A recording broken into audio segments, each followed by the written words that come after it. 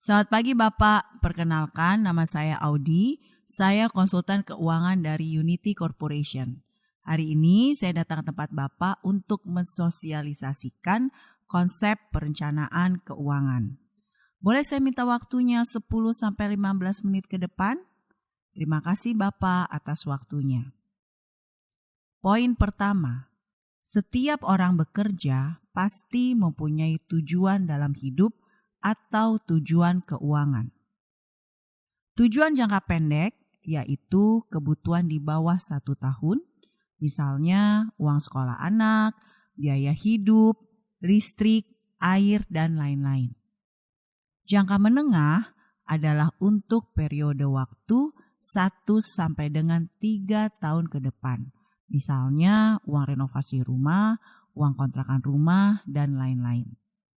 Jangka panjang untuk periode waktu di atas 5 tahun ke depan.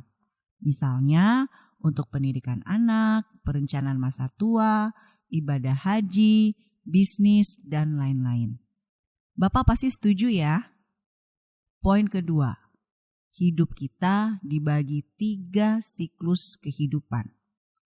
Siklus pertama adalah dari usia 0 sampai dengan usia 25 tahun. Siklus kedua dari usia 25 tahun sampai dengan 55 tahun. Dan siklus ketiga yaitu usia 55 tahun sampai dengan 80 tahun atau harapan hidup. Siklus ini kita sebut sebagai tahap pertama, kedua, dan ketiga. Tahap pertama adalah tahap tidak produktif. Tahap kedua adalah tahap produktif. Dan di tahap ketiga adalah tahap yang kembali tidak produktif. Di tahap usia produktif selama 30 tahun, kita harus pintar mengelola keuangan dengan baik. Karena akan digunakan sampai usia harapan hidup.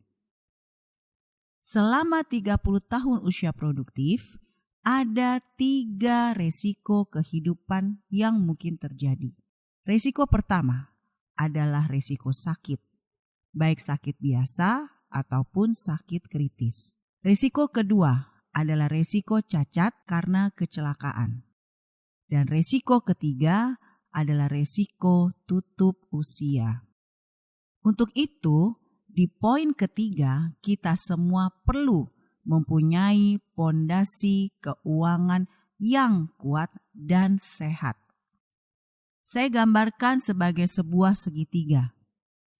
Segitiga itu mempunyai 3 lapis, yaitu lapis pertama, kedua, dan ketiga.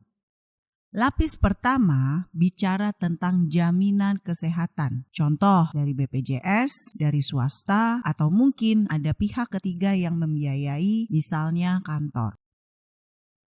Lapis kedua kita bicara tentang jaminan sakit kritis.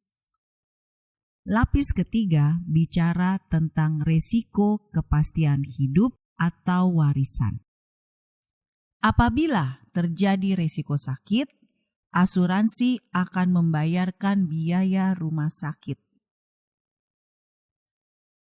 Apabila terjadi resiko sakit kritis, maka asuransi akan membayarkan sejumlah dana ke rekening pribadi.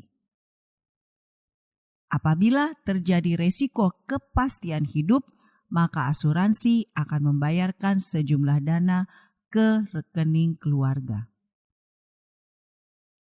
Pondasi ini sangat penting untuk kita miliki. Kenapa? Karena pondasi ini digunakan untuk melindungi dan memastikan tujuan hidup kita tercapai.